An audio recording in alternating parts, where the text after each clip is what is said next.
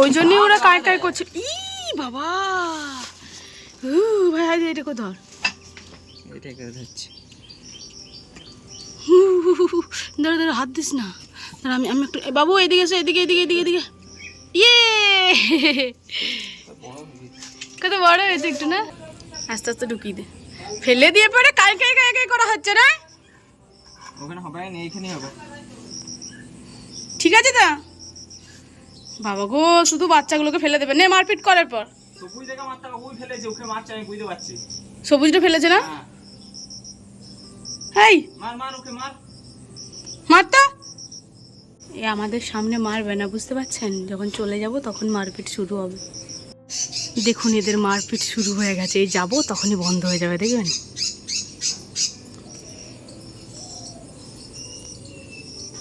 বাহ বাহ, খুব চালাক খুব চালাক। একটু চোখের আড়াল হলেই এই যে মারপিট, কে কে কে কে এত ঝগড়া। আর নয়তো একদম শান্ত শিষ্ট বাবা, আমাদের কিচ্ছু জানে না। চলুন এরা এদের মতো থাকুক। Hello everyone, good morning. আশা করছি আপনারা সকলেই ভালো আছেন। আমার আজকের আরও একটি নতুন ভ্লগে আপনাদের সকলকে স্বাগত। আজ মঙ্গলবার, সকাল এখন 7:30। অন্যদিনের মতো আজও একটু তাড়াতাড়ি ঘুম থেকে উঠেছি। গতকাল আপনারা দেখেছিলেন রান্নাঘরটা ওপরটা পরিষ্কার করে রেখেছিলাম, তবে মেঝেটা সেরকমভাবে মুছে ধুয়ে রাখা হয়নি। আজ সকালে উঠেই ওই কাজটা প্রথমে কমপ্লিট করেছি, তারপর ঘর বারান্দা ঝাড় দিয়েছি। ওদিকে দেখলেন তো পাখিটা আমাদের কি করেছিল, বাচ্চাটাকে ফেলে দিয়েছিল জানেন। তারপর দুইজন মিলে ঝগড়া লেগেছে। ভাই ওদিকে দেখতে গেছে যে এত চেঁচাচ্ছে কেন পাখিগুলো, তখন দেখছে বাচ্চাটা নিচেতে পড়ে রয়েছে। ভাগ্যিস দেখলো, আবার আস্তে করে একটা কাগজে করে তুলে দিল। একদম নবজাত বাচ্চা তো, সে কারণে আর কি হাত দিল না, হাত দিলে যদি আবার ওদের কোনো কষ্ট হয়, তো একটা কাগজে করেই তুলে রাখলো। যাই হোক, এদিকে দেখুন ঘর দুয়ার তো ঝাড় দিয়ে দিয়েছিলাম, এক বালতি জল নিয়ে এলাম, বাথরুম থেকে নিলাম, আর অল্প কটা সার্ফ গুঁড়ি মিক্স করে এখন পুরো ঘরটা মুছে দিচ্ছি। এই মফ দিয়েই মুছে নেব। বসে বসে ঘর মুছতে ভীষণ কষ্ট লাগে জানেন।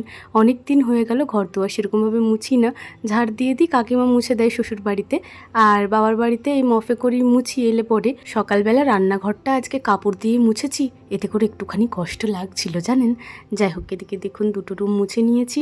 এই ঘরটাতে সুব্রত ঘুমাচ্ছিল, সে কারণে বিছানাটা পরিষ্কার করা হয়নি।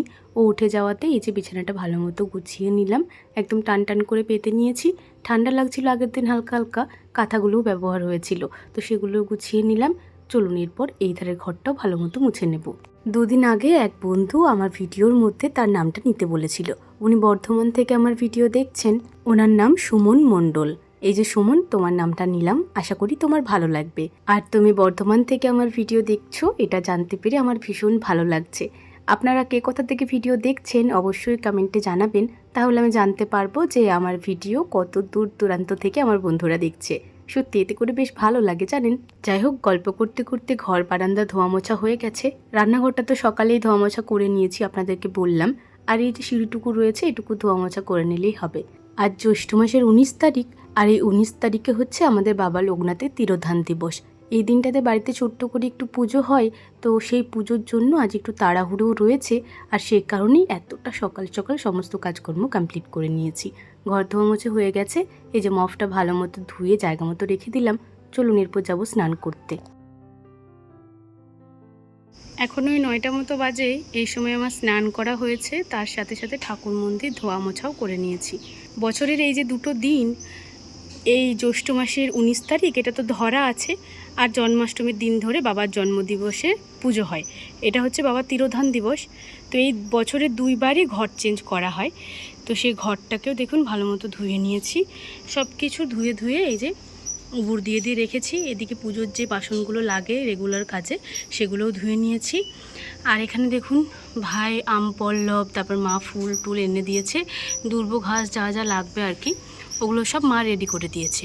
স্নানের পরে মা ওদিকে রান্নার কাজে রয়েছে, রান্নাবান্না করছে, আর আমি এই বাবার হাতে হাতে যা যা লাগবে দিয়ে দেব। গুরুদেব এখন অবধি আসেনি, আমি সব কিছু রেডি করে রাখলাম। এরপর আমি যাব শাড়িটা পরতে। আজ আবার মঙ্গলবারের পুজোও রয়েছে, দেখা যাক কখন কি হয়।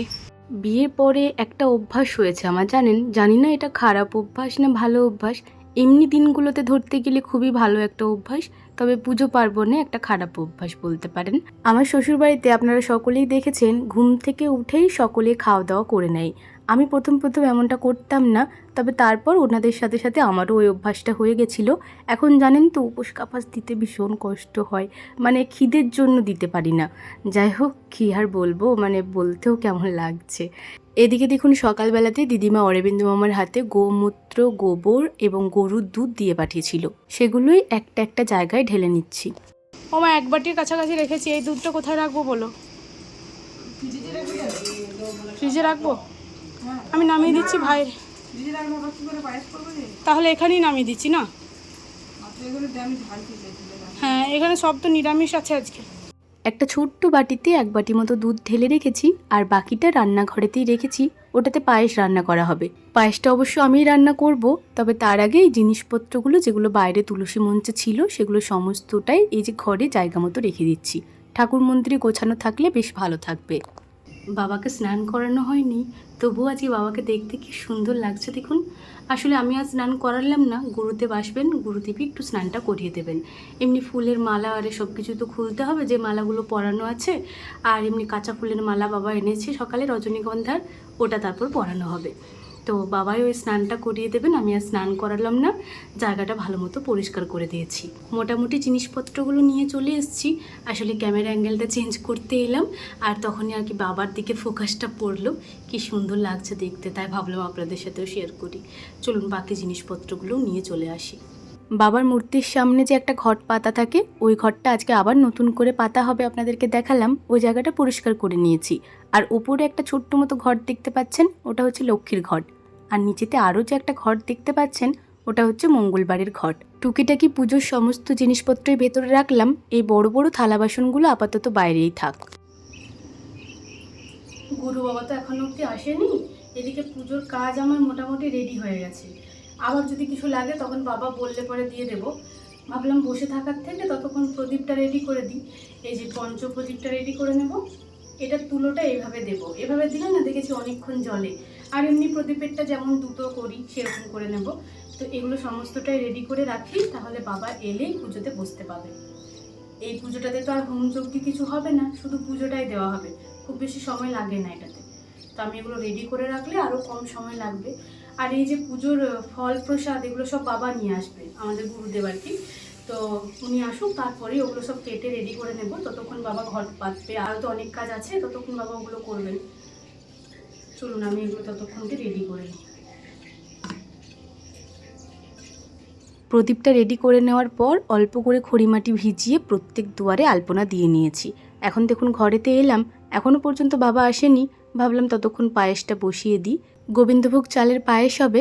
ইন্ডাকশানে ওই যে ছোট্ট মতো হাঁড়িটা ছিল, ইন্ডাকশনেরই হাঁড়ি ওটাতে করে জল গরম বসিয়ে দিয়েছি। আর এই যে অল্প কটা আতপ চাল এনেছিল, ওই 2 বাটি মতো হয়েছে আতপ চাল, ওগুলো দিলাম এই ছোট্ট বাটিটাতে 2 বাটি। আর বাড়ির আতপ চাল ছিল কিছুটা, তো সেখান থেকে আরও 1.5 বাটি মতো দেবো। অল্প করেই পায়েসটা বানাবো, কারণ খুব বেশি লোকজন আসবে না, তো ওই সকলের অল্প অল্প করে দেওয়ার মতো প্রসাদে আর কি। আর এদিকে দেখুন জলটা গরম হয়ে যাওয়ার পরে একটুখানি জল বাটিতে তুলে বাদামটা ভিজতে দিয়েছি। বাদামটা ছাড়াবো, তো একটু ভিজিয়ে নিলে গরম জলে বেশ তাড়াতাড়ি ছেড়ে যায়। আর তারপর ওই জলে দিয়ে দিলাম এই যে গোবিন্দভোগ চালটা হাঁড়িতে দেওয়ার আগে 2 বার ধুয়ে নিয়েছি, আর তারপরেই দিয়েছি। এদিকে দেখুন কাজু আর কিশমিশও একটু জলে ধুয়ে দিয়ে দিলাম। কোনো কিছুই ভাজা হবে না, এই সেদ্ধ করেই সব কিছুটা করা হবে। জলের মধ্যে ওই যে প্রথমে চাল, তারপর কাজু কিশমিশ, আর তারপর এই যে কয়েকটা বাদাম ছাড়িয়ে সাথে করে একটা তেজপাতাও দিয়ে দিলাম। আমি একটা ভুল করে ফেলেছি জানেন, একসাথে এতগুলো বাদাম সব জলে ভিজতে দিয়ে দিয়েছিলাম, তবে এতগুলো আর দিইনি। অল্প কটায় যটা ছাড়াতে পেরেছি সেই কটায় দিলাম। আর তারপর হাঁড়িতে যতটা জলে আর কি সব কিছু দিয়েছিলাম, সেই জলটা যখন একদম কমে কমে গেছিলো, সেই সময় দিয়ে দিলাম ওই যে কাঁচা দুধটা। দিদিমা অবশ্য ছেঁকে দিয়েছে, তবুও আমি আরেকটু ছেঁকেই দিলাম, আর সাথে করে আরও একটুখানি জলও দিলাম। যখন জলটা ভালো মতো গরম হয়ে গেছে, তখন দিয়ে দিলাম 2 প্যাকেট পাউডার দুধ। দুধটা ভালো মতো ফুটে যাক। আপনারা প্রথমেই দেখলেন যে আমি চালটা মেপে মেপে দিলাম, তার একটা কারণ আছে। কারণ হচ্ছে এই যে চিনিটাও তার মাপে মেপে মেপে দেব। যত কাপ চাল তত কাপ চিনি, তো সেই তত কাপই চিনিটা দিয়েছি। পুজোর প্রসাদ তো চেখে দেখতে নেই, সেই কারণে এভাবে আন্দাজ করেই মা দিতে বলল। পায়েসটা তৈরি করছিলাম, সেই সময়ই গুরুদেব এলো। তো বাবা আসার পরে তো একটু তাড়াহুড়োটা আরোই বেড়ে গেল। তাড়াতাড়ি করে পায়েসটা করে এক প্লেট মানে ছোট্ট একটা প্লেটে করে এই মন্দিরে দিয়ে গেছি। আর তারপর বাবা দেখুন ওদিকে সমস্ত কিছু রেডি করে নিচ্ছে। এখনও পর্যন্ত পুজোর ফল প্রসাদ কাটা হয়নি, গুরুদেবী তো নিয়ে এলো। তো এই যে দেখুন আমি এখন বসে পড়েছি ফল প্রসাদ কাটতে।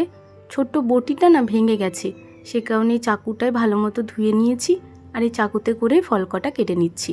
আমি ওদিকে ফলগুলো কুচিয়ে দিচ্ছি।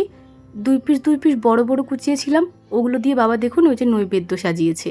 আর বাকিগুলো ছোট ছোট করে থালাতে করে কুচিয়ে রেখেছি। এই যে সমস্ত ফলগুলোই কুচিয়ে নিয়েছি। সকাল থেকে আজ আমি উপোস দিয়ে রয়েছি, অবশ্য মাও ওদিকে উপোস দিয়ে রয়েছে। দাদুভাই এসেছে, ঘরের দাদু, তো ওই দাদু উপোস দিয়ে আছে। দাদুই আর কি পুজোটা করবে, মানে যে সংকল্পগুলো করা হয় ওগুলো দাদুর হাত ধরেই করানো হবে। সুব্রতকে বললাম এক প্যাকেট মন্ডা এনে দিতে, তো দেখুন এক প্যাকেট মন্ডা এনেছে। ওই প্যাকেটের মন্ডাটাও দিয়ে দিয়েছি ভোগের কাছেই। আর এদিকে অল্প করে ধুনো জ্বালানো হয়েছে। এই পুজোর সময় ধুনোটা আমার ভীষণ ভালো লাগে। ওম পুষ্পাং নমঃ আধার সত্যয়ং কমলাসনায় নমঃ। ওম আসনা মন্ত্রেশ্ব মেরুপিষ্টরীষি সুতলাং ছন্দা কুর্ম দেবদাসনববেশনে বিনিয়াগ। ওম তিতিত্রাধিকালোকতঞ্চ ধারামাং নিত্যং পবিত্রম গুরুচাসনমেতে গন্ধপুষ্পং কমলাসনা ওই নমঃ। বামে গুরুভ্যে নমঃ পরাপর গুরুভ্যে নমঃ পরমিষ্ট গুরবে নমঃ। দক্ষিণে গাঙ্গনেশা ওই নমঃ ঊর্ধ্বং ব্রহ্মণে নমঃ। পশ্চাৎ ক্ষেত্রপালায় নমঃ দমনন্তা ওই নমঃ। সন্মুখে পূজিত নিদে গন্ধপুষ্পং শ্রী শ্রী লোকনাথ ব্রহ্মচারী দেবীভ্যো নমঃ। এই সময় আমাদের বাড়ির সকল সদস্যই এখানে উপস্থিত। এরপর আরতি করা হবে।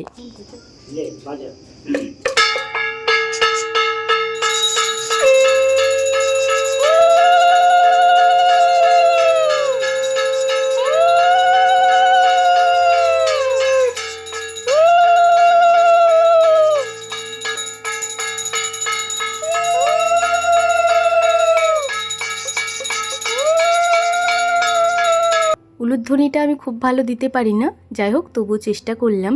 মোট 4 বার আরতি করা হবে, একবার পঞ্চপ্রদীপ দিয়ে, একবার শঙ্খ দিয়ে, একবার কর্পূর দিয়ে, আর একবার ময়ূরের পালকের পাখা দিয়ে। এখন শঙ্খ দিয়ে করা হচ্ছে। পঞ্চপ্রদীপের মাঝখানে যে গোল বাটির মতো একটা জায়গা আছে, ওখানেই কর্পূরটা জ্বালিয়ে নেওয়া হলো।